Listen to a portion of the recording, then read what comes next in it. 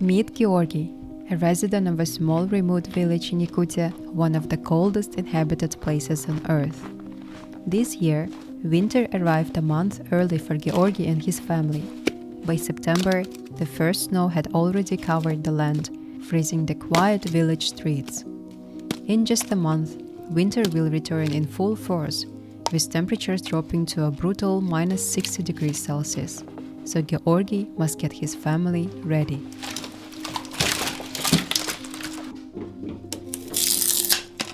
In Yakutia, heating isn't comfort, it's survival. Without it, a house can freeze solid in less than an hour. So every morning before his children wake up, Georgiy tends to his stove.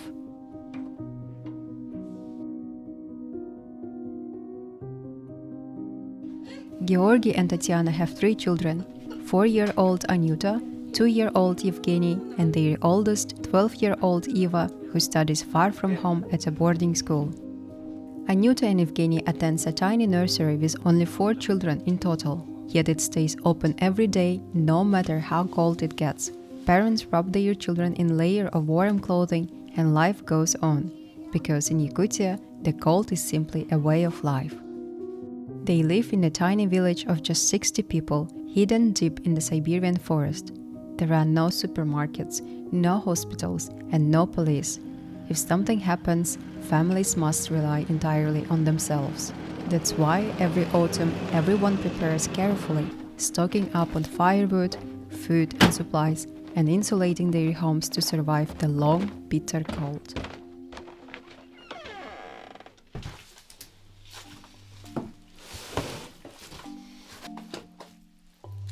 After dropping the children off at the nursery, Georgiy goes to help his neighbor insulate the barn for the cattle. In this small, remote community, everyone helps each other, especially when the long, harsh winter is near. In Yakutia, people survive together, not alone. Keeping animals alive and warm through the winter is hard work that few could handle. The barn must be sealed tightly against the frost. To insulate it, Georgiy uses an old traditional method passed down through generations, covering the walls with cow dung. To many people, this may sound unusual, but once dried, cow dung becomes completely odorless, solid and highly insulating. It's also antibacterial and naturally insect-repelling, making it a surprisingly effective and sustainable building material. For centuries, the Yakut people have relied on this simple yet clever technique to keep their barns warm and their animals safe through the coldest winters on Earth, a way of surviving in a climate where modern materials often fail.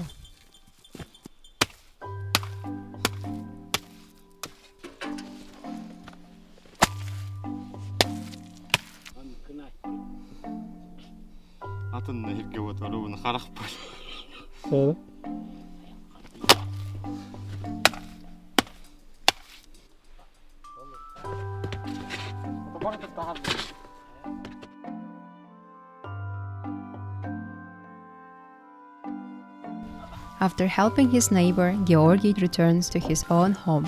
The family doesn't live here yet.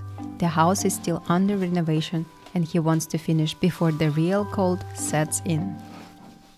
Today, Georgiy is insulating the roof with soil. He carries heavy bags filled with dark soil and spread it across the top of the house. It may look unusual, but this is an old Yakut method that works perfectly in the Arctic cold. When the temperature drops, the soil freezes and forms a thick, solid layer. It traps the worms inside and blocks the freezing wind from getting through the roof. The frozen earth becomes a natural armor that protects the house from the cold. Georgiy also pours soil around the foundation to keep the floor from freezing. If you look closely, you will notice that between the logs, people in Yakutia use moss or jute fiber to seal every tiny gap. With no central heating, the family uses an electric convector, spending about $250 a month in winter. That's why good insulation is so important. It helps reduce heating costs and keeps the bills from going sky high.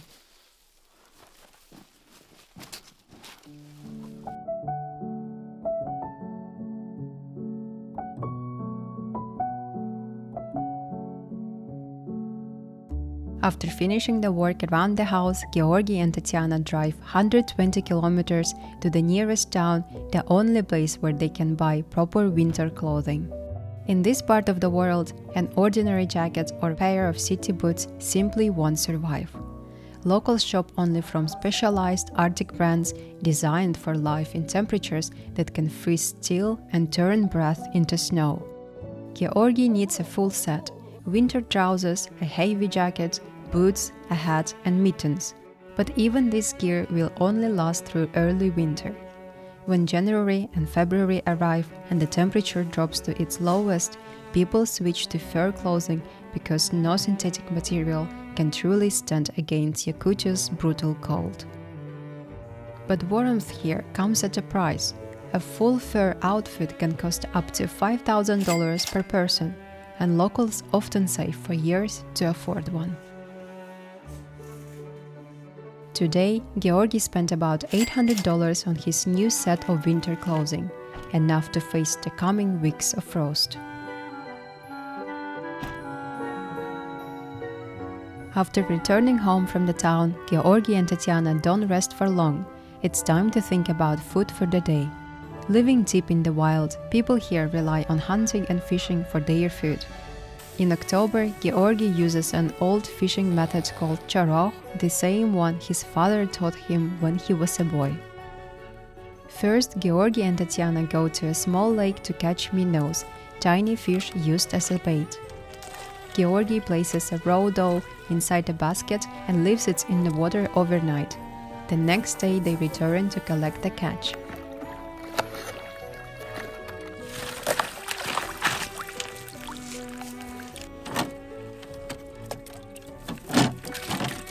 Then they drive to the river. Georgiy drills several holes in the ice and gently threads the live minnows onto a line, lowering them back under the ice so they can keep moving. Then they wait. During the cold Yakut nights, burbot, a fish that hides deep in the river, comes out to hunt. If they are lucky, by morning it takes the bait. On the third day, Tatiana and Georgiy return to the river, hoping for a catch. This ancient method takes time, patience, and a lot of hard work. Oh, bad bull, little house, the bad bull, bad bull, bad bull, bad bull. Oh!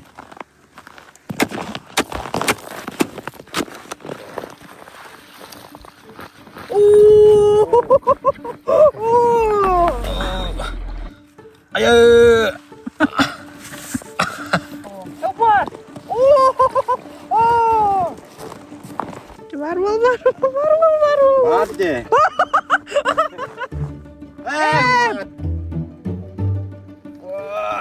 Oh, wow!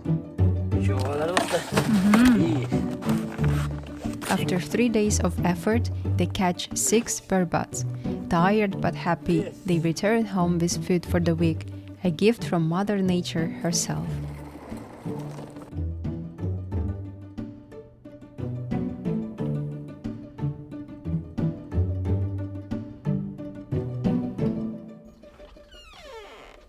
October is also the time when farmers butcher their cattle for winter.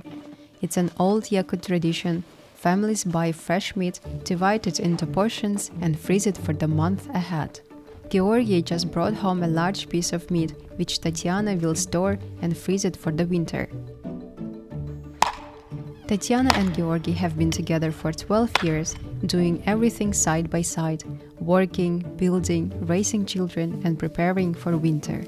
In a place shaped by long, harsh winters, life without love, care, and support will be impossible. Together, they built their cozy wooden house by the river, pouring all their love and warmth into it. They name it after Tatiana's beloved grandfather as a tribute to family and their ancestors. Today, they welcome travelers from all over the world to stay in their home and experience what life is like in one of the coldest places on Earth. But life here isn't easy. Living in such an extreme climate means facing challenges every single day, even something as simple as food. In this frozen land, fresh fruits and vegetables are a luxury. Apples, bananas, and tomatoes rarely reach this far, and when they do, their prices are often higher than meat. So locals rely on what nature gives them: lingonberries, potatoes, carrots, and herbs gathered during the short northern summer. In October, Tatiana and Georgiy spend their days pickling, salting, and freezing everything they've harvested, storing the taste of summer to survive the long, dark month ahead.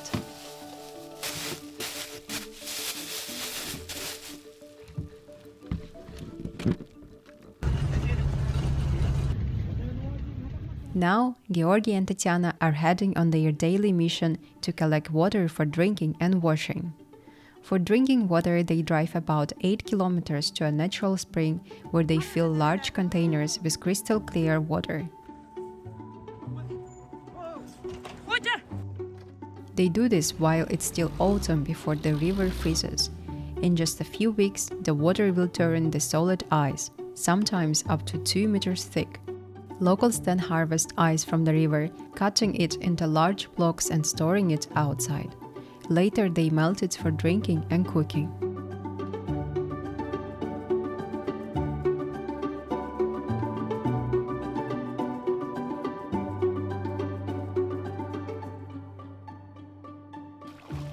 In their village, there are no water pipes or running water.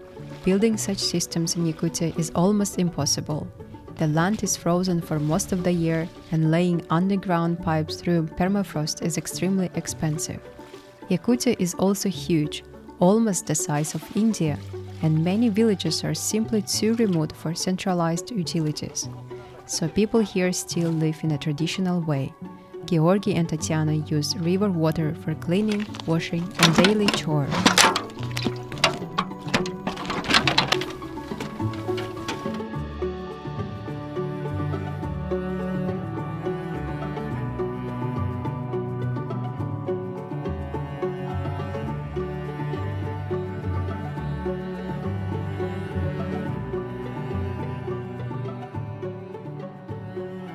When it comes to bathing, families don't have showers or hot water lines. Instead, they have their own wooden banya, a traditional Russian-style sauna built beside the house. Once a week, they heat it with firewood, bring in buckets of river water, and enjoy a few hours of real warmth and steam. Here, even simple things like washing or collecting water take effort and time. In the afternoon, Georgiy and Tatiana drive 40 kilometers to pick up Eva from her boarding school. They can't wait to see her.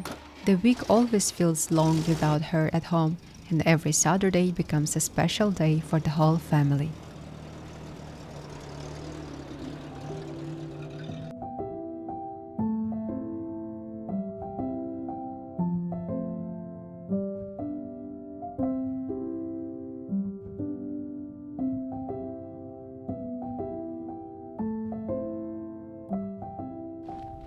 There are no grocery store in their village, so every trip like this is important. Today they need to buy a box of bread, enough to last for the week. In a place where the nearest store is 40 kilometers away, even bread must be planted and stored carefully for the days ahead. After shopping, they drive to Eva's boarding school. Every Saturday feels like a small celebration, the day their family becomes complete again.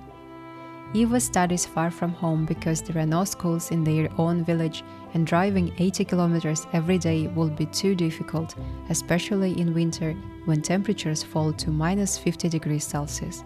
Yet, even in such cold, life here doesn't stop. Children still go to school.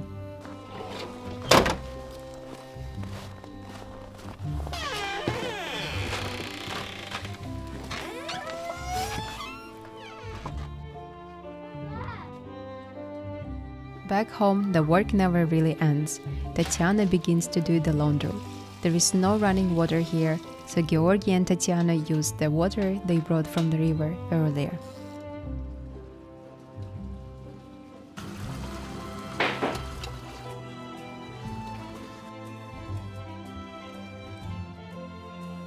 As the day comes to end, the family gathers around the table for dinner. After a long week apart, Eva is finally home, and the house feels alive again, filled with laughter, the smell of warm food, and the quiet joy of being together. This is everyday life in Yakutia. Simple, quiet, and strong. Every day is a battle against the cold, yet the people here never complain. They live in a full harmony with nature, respecting its power, its silence, and its beauty. For them, Yakutia is not just a place to live, it's their mother, their pride, and their greatest love, a way of life they will never trade for anything.